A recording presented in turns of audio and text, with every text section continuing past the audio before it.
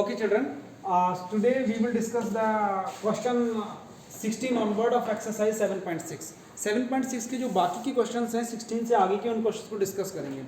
आपने पहले जो चैप्टर डिस्कस किया था, पहले एक्सरसाइज डिस्कस की थी, वहाँ पे आप आईलेट वाले इसको आप आईलेट रूल पे जो बेस्ड थे क्वेश्चंस वो आपने क्वेश्चंस किए हैं, वो आप कर चुके हैं आईलेट पे बेस्ड.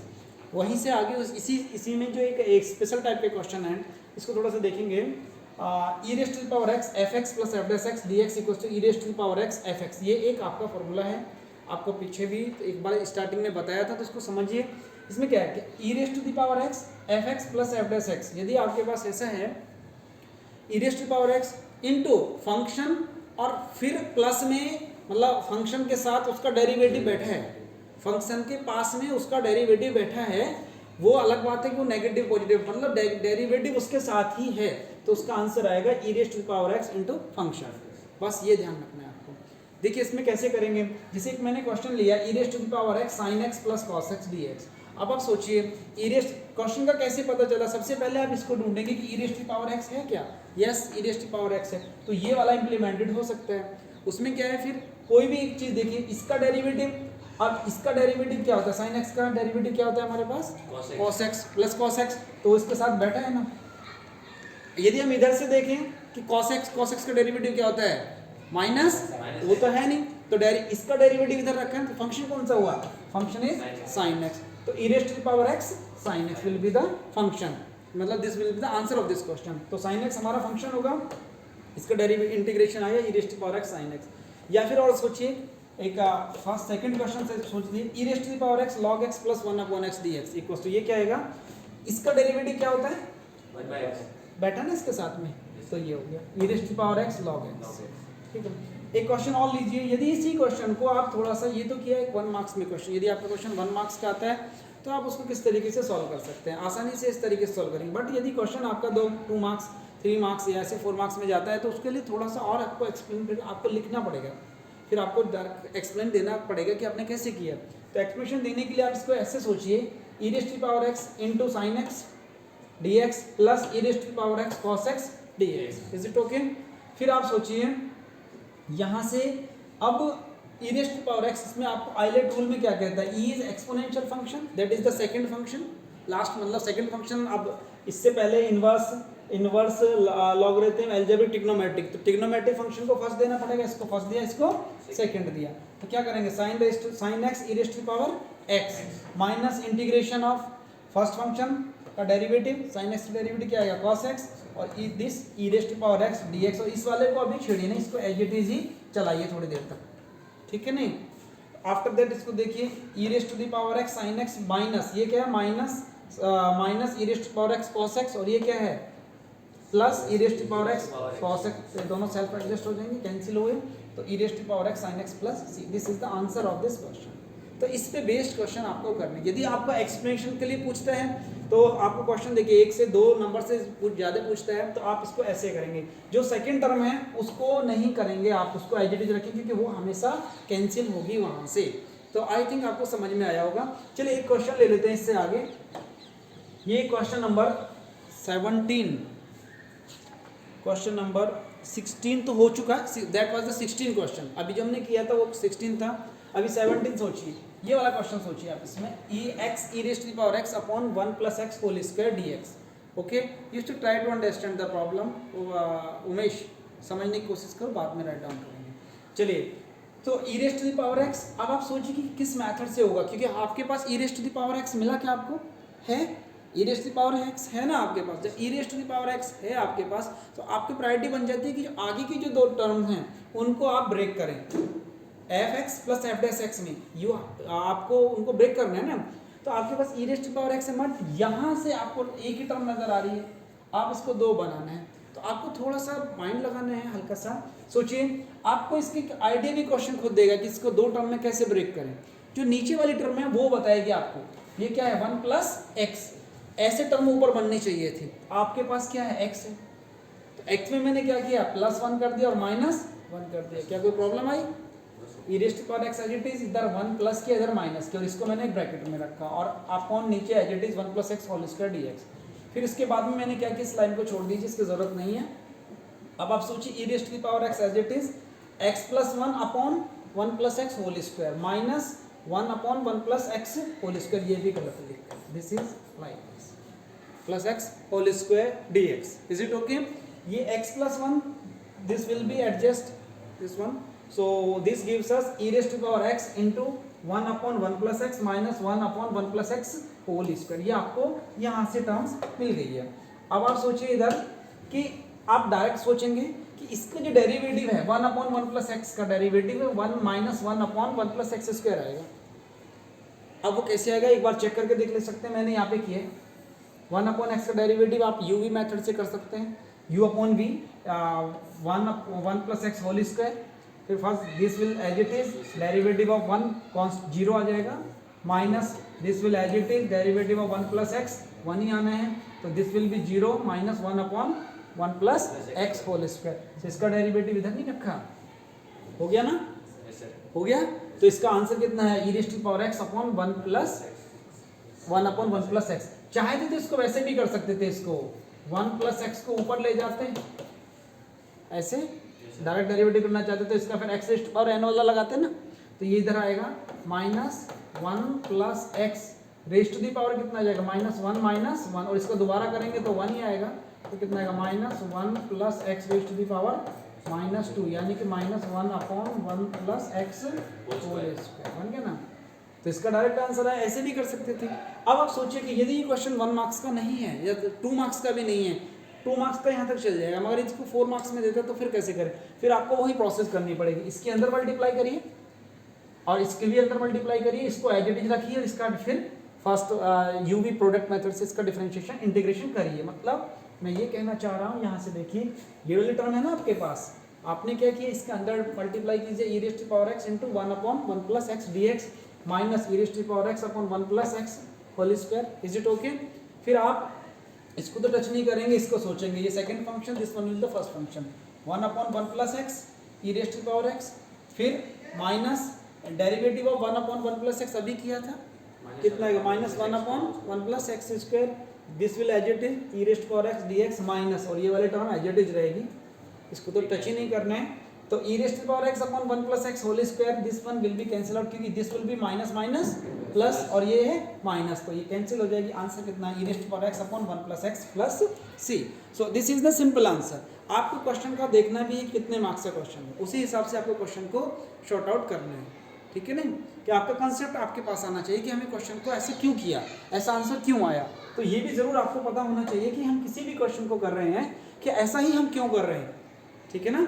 एक क्वेश्चन और देखिए 19 क्वेश्चन देखो, ओरली आपको पता चल जाएगा, that is very simple. E raise to, आपको आइडिया माइंड में जब भी आप क्वेश्चन आपके पास आ रहा है तो आपके माइंड में एकदम आइडिया आना चाहिए कि भाई मैं इस क्वेश्चन को why should I adopt to this method, why I am applying this method for solving this particular type of the question.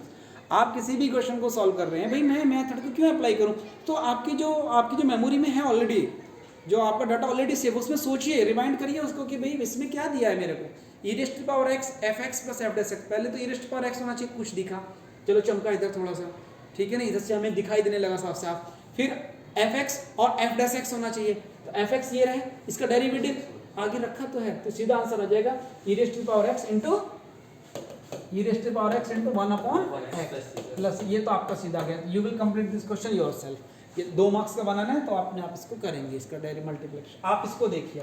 ये क्वेश्चन थोड़ा सा इंपॉर्टेंट है, अच्छा भी है, ठीक है, इसको समझने की कोशिश करेंगे।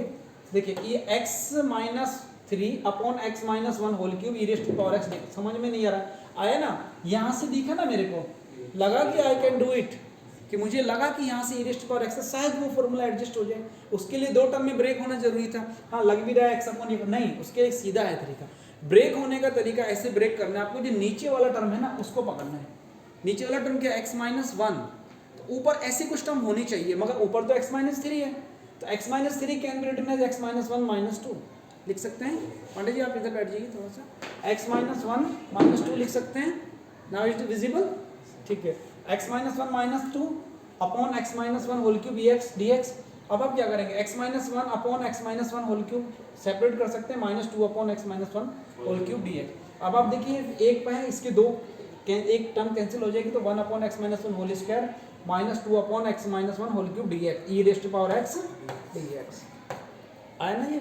अब थोड़ा ध्यान से सोचें कि इस टर्म का जो डेरिवेटिव है, इस टर्म का डेरिवेटिव इधर बैठा है, ये आइडिया है। और एक बात बताऊं, जो नीचे है ना, यदि 2 है ना तो यहाँ 3 होगा, या 3 है तो इधर 4 होगा, 4 है तो इधर 5 होगा, क्योंकि माइनस में जाके होना ना, तो पावर इंक्रीज करेगी, मतलब इस तरीके से ऊपर जाएगा ना, नीचे आके वो बड़ी हो, नीचे आएगा तो फिर बड़ी हो जाएगी, क्योंकि -2 -1 तो -3 हो जाएगा, फिर नीचे आएगा तो वो प्लस हो जाना है। तो ये देखिए, इससे पता चल जाता है, इस यही टर्म डिसाइड करेगी क्या इसका डेरिवेटिव है नहीं है। यदि आपको इधर 2 और इधर 3 दिखाई दे इस तरीके से, या 3 है तो इधर 4 है तो इधर 5, तो समझिए इसका डेरिवेटिव रखा है। फिर भी आप करना चाहे तो कर सकते हैं, एक बार देख लीजिए मैंने किया है यहाँ पे, x1/x-2 x-1 का whole square, this can be written as, ऊपर जाके ऐसे लिख सकता है, या u/v मेथड से करें, जिससे भी अच्छा सुटेबल लगे आपको। ये x⁻n का फॉर्मूला यहाँ इंप्लीमेंट करेंगे तो -2 ऐसे आएगा, x-1 रेज़ टू पावर -2 -1, और फिर इसका दोबारा करेंगे तो इसका 1 आ जाएगा। फिर इसका देखिए -2 x-1 रेज़ टू पावर -3 आ गया, ठीक है ना, कितना आया ये -3। फिर ये नीचे जाके -2/x-1 dx, तो इसको हमारा इसका मिल गया ना, तो इसका मतलब सब चीज़ तो है यहाँ पे, है ना, इसका डेरिवेटिव ये रखा, तो आंसर क्या आया, e⁻x into 1/x-1 whole square plus 3। अब यदि इस क्वेश्चन को 2 या वही 3 मार्क्स 4 मार्क्स का कहता है तो फिर कैसे करेंगे, मालूम है कैसे करेंगे आप इसको, e⁻x के अंदर मल्टीप्लाई करेंगे, देखते हैं किया है तो ठीक है, नहीं किया हुआ तो करा देंगे इसको। चलो नहीं किया हुआ तो इसको लिखेंगे हम यहाँ पे, क्या करेंगे, e⁻x क्या था, 1/x-1 है, -2/x-3 dx, ये था ना, इसको तो छेड़ना नहीं है, टच नहीं करना है, इसके अंदर मल्टीप्लाई करिए, सॉरी, e⁻x, ठीक है, dx -2, इसको तो छेड़ना ही नहीं है,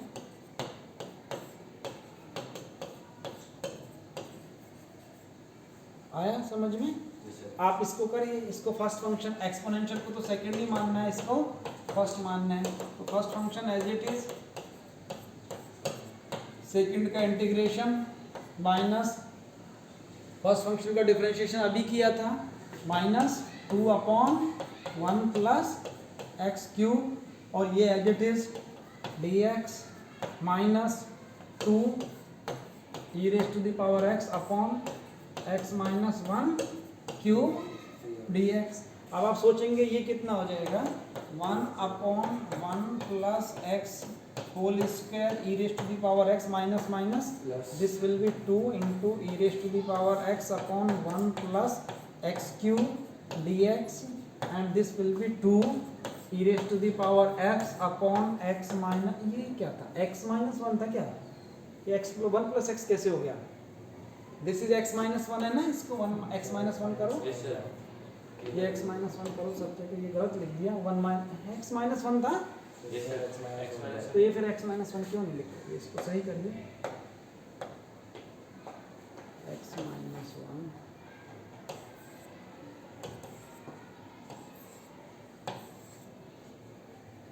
ठीक है ना, चलिए, so this will be x-1, this will be x-1, this will be x-1, is it okay? So this gives us cube, so automatically these two terms will be cancelled, answer will be e⁻x/x-1, that is answer will be e⁻x/x-1 whole square plus 6. So this is the answer of this question.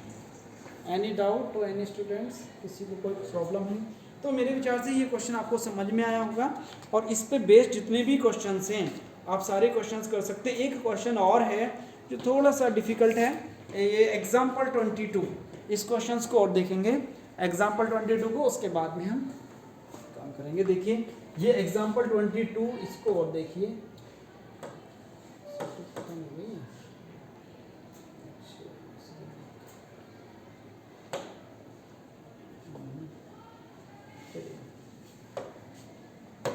चलिए example 22, ये 22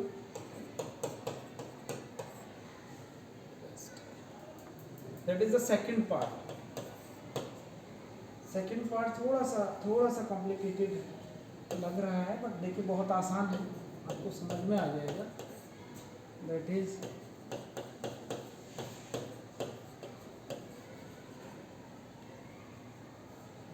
चलिए आप इसके बारे में कुछ सोचेंगे, कुछ ना कुछ इसमें कुछ करना है हमें कि कैसे इसमें करेंगे, समझने की कोशिश करिए।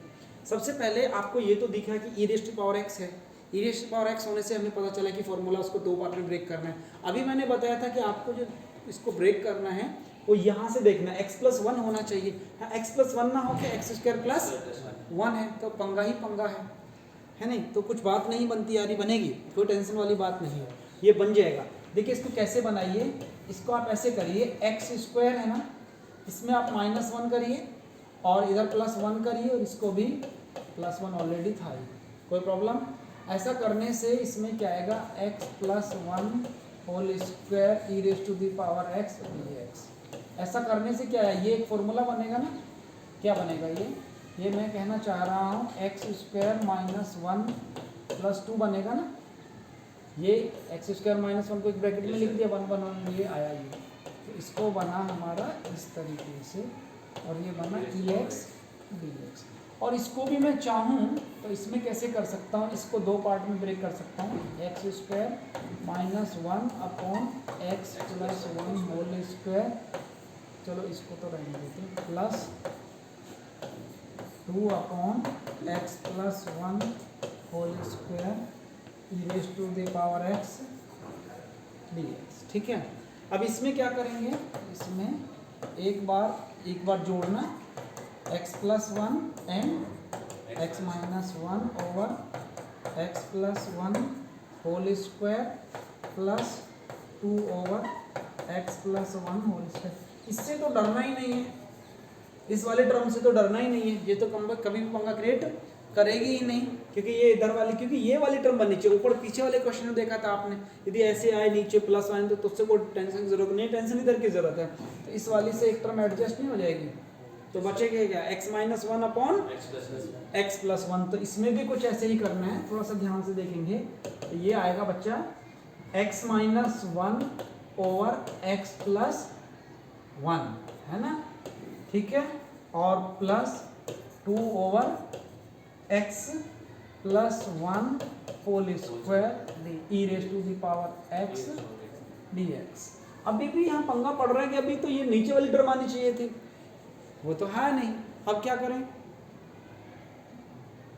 यही इसको डिटेक्ट करना है किसी भी तरीके से जी। कितना करें इसको, अब आपके पास दो तरीके हैं, यहाँ से आसानी से करना चाहें तो आप देखो, या तो आप इसका डायरेक्ट देख लो कि इसका जब यहाँ पे एक आसान सा तरीका तो ये है कि आप यदि इसका मैंने बताया था कि नीचे x+1 है ना, तो इसकी इधर वाले की पावर कितनी आ रही है, होल स्क्वायर, इससे एक ज़्यादा आनी चाहिए। तो मेरे विचार से इसमें ज़्यादा कुछ लगाने की जरूरत नहीं दिमाग इसको, कि इसका डेरिवेटिव ये होगा, क्योंकि इसका मैंने पीछे वाले क्वेश्चन में बताया था ना कि जैसे 2 होता है तो उधर 3 होना चाहिए, 3 होना तो 4 होना चाहिए, 1 है तो 2 होना चाहिए। यही आगे ना टर्म यहाँ से, यहाँ क्यों नहीं हो रही थी सर, यहाँ भी हो रही थी, यहाँ कहाँ हो रही थी, यहाँ 2 थी ना, यहाँ 2 थी, यहाँ भी 2 थी। अब ये हमको लग रहा है कि हालांकि इसका एक मेथड और भी है, एक और है, उसमें एक बार ब्रेक और कर सकते हैं, अगर आसानी से हो जा रहा है तो ज़्यादा क्यों टेंशन करना इसका। तो आप इसको सोचेंगे ना x, अब इसको यदि आप चाहें तो इसको u/v मेथड से कर सकते हैं। एक बार देख लेते हैं इसका डेरिवेटिव ये आता है या नहीं आता, अदरवाइज और भी है एक मेथड, देखिए इसका आपको पता चलेगा कि डेरिवेटिव तो आता ही है आपको। देखो x+1 1 मिनट में कंफर्म हो जाएगा, ये फंक्शन एज इट इज, ऊपर वाले का डेरिवेटिव कितना आना है, 1 ही आना है, फिर माइनस x-1 नीचे वाले का डेरिवेटिव, नीचे वाले का डेरिवेटिव कितना आना है, 1 ही आना है, ठीक है। इसको सॉर्ट आउट करेंगे तो इसको कितना बनेगा, ये x माइनस x, ये प्लस x है, ये माइनस x है, ये कैंसिल हुआ और ये माइनस माइनस प्लस, तो ये कितना गया 2/1 + x होल स्क्वायर बन गया ना, 2/x+1 होल स्क्वायर बना ना, 2/x+1 होल स्क्वायर। ये तो इसका डेरिवेटिव सामने नहीं रखा, तो that means the answer will be e⁻x into x-1 over x+1 plus c.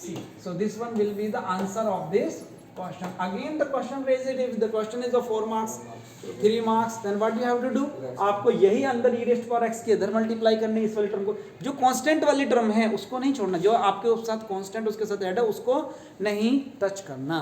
और भी था इसको, यदि आप बनाना चाह रहे थे तो इसको ऐसे बना सकते थे x अपॉन x प्लस 1, इसमें एक और ऐड करते, यदि आपको और भी इजीएस्ट यदि लग रहा है थोड़ा सा और भी ऊपर प्लस वन माइनस वन एक और कर सकते थे, जैसे यहाँ तो दिख गया, कई बार नहीं आ रहा समझ में तो उसको ऊपर प्लस वन एक बार और करके कर सकते थे।